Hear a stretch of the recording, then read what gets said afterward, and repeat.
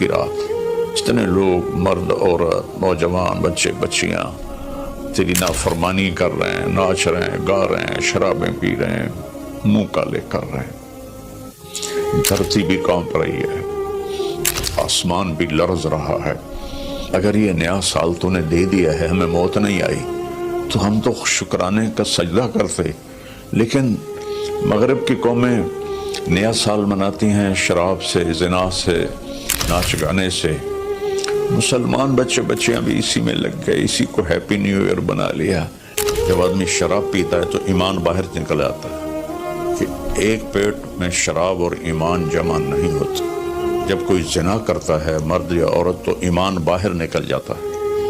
اس سال میں موت آئے تو ایمان کے بغیر دنیا سے اٹھ جاتا ہے۔ قوم سے، امت سے اپیل ہے، ایسے ہاتھ جوڑ کے درخواست ہے کہ اس رات کو گناہوں میں نہ گزاریں، اس رات کو اللہ کی فرما برداری میں گزاریں۔ ایک زندگی میری اس طرح گزری کہ میں یہ رات پوری امت کے لیے روتا تھا اور پوری امت کے لیے اللہ سے مانگتا تھا، خاص طور پر جو